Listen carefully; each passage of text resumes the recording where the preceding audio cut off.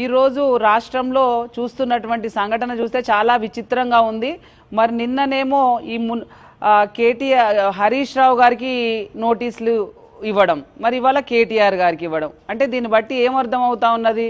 Municipal ఎన్నికలు వస్తూ ఉన్నాయి కాబట్టి ఇవాళ అందరినీ కూడా మరి బీఆర్ఎస్ పార్టీ నాయకులని బీఆర్ఎస్ పార్టీ వాళ్ళని భయపట్టిస్తే భయభ్రాంతులకు గురైపోతారు.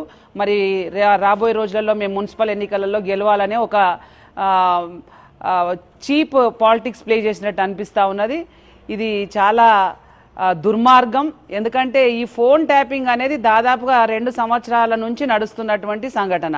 దీంట్లో సుప్రీంకోర్టే చెప్పింది దీంట్లో ఏమీ ఆధారాలు లేవు, దీంట్లో ఏమీ లేదని చెప్పడం జరిగింది. మరి మళ్ళీ ప్రత్యేకంగా రాష్ట్ర ప్రభుత్వం వాళ్ళు సిట్ ఏర్పాటు చేసి దాని నుంచి నోటీసులు పంపించి ఆగమేఘాల మీద పిలిపించి మరి విచారణ చేయడం అనేది చూస్తూ ఉంటే నిజంగా చాలా బాధ కలుగుతూ ఉంది, చాలా హాస్యాస్పదంగా కూడా ఉంది. ఎందుకంటే ఒక ముఖ్యమంత్రి స్థాయిలో ఉండి ఒక రాష్ట్రానికి ఇట్లాంటి చీప్ పాలిటిక్స్ చేయడము ఎంతవరకు కరెక్ట్ అనేది ఆలోచన చేస్తూ ఉన్నారు ఇప్పటికే రాష్ట్ర ప్రజలందరూ కూడా. ఇవాళ మరి మీరు ఎంత చీప్ పాలిటిక్స్ చేసినా ఏం చేసినా మరి ఇవాళ రాష్ట్రంలో ఉన్నటువంటి ప్రజల గుండెలలో కేసీఆర్ గారు ఉన్నారు. ఎక్కడికి పోయినా కూడా ఈ 2 సంవత్సరాల కాలంలో మరి కాంగ్రెస్ పార్టీ ఇచ్చినటువంటి 420 హామీలు 6 గ్యారంటీలు ఎవ్వి కూడా జరగలేదు, ఇక జరగవని కూడా మాకు అర్థమైపోయింది. రేపు రాబోయే రోజులలో ఖచ్చితంగా బీఆర్ఎస్ పార్టీ అభ్యర్థులను గెలిపిస్తాం. ఎక్కడికక్కడ అన్ని మున్సిపాలిటీస్లో బీఆర్ఎస్ మరి చైర్మన్లనే అవుతారు అనేది చాలా ప్రజలు సంకేతాలు ఇస్తూ ఉన్నారు. దీన్ని తట్టుకోలేకుండానే ఇట్లాంటి చీప్ పాలిటిక్స్ చేయడం జరుగుతూ ఉన్నది.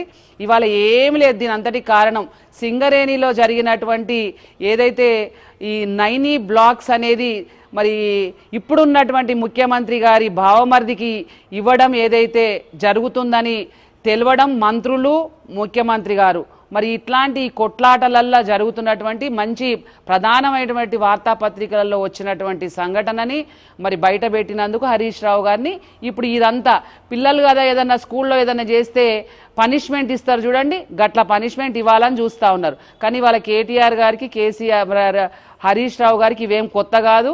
ఉద్యమాలు చేసి తెలంగాణను తీసుకొచ్చి మరి కేసీఆర్ గారు ఒక సైనికుల్లాగా తయారు చేసినటువంటి రాటుదేలినటువంటి నాయకులు హరీష్ రావు గారు కేటీఆర్ గారు.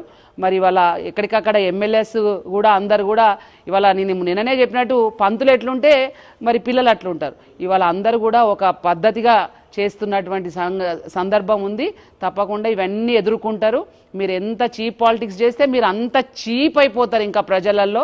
దీనికి ఏమీ స్పందన అనేది రాదనేది సందర్భంగా తెలియజేస్తూ ఎన్ని సీట్లు ఇచ్చినా ఎన్ని ఇచ్చినా ఏమి ఇచ్చినా ఏది కాదు. తప్పకుండా రేపు రాబోయే రోజులలో ఖచ్చితంగా బీఆర్ఎస్ పార్టీ విజయం మంచి మెజారిటీతో వస్తుంది అనేది సందర్భంగా తెలియజేస్తా ఉన్నాం.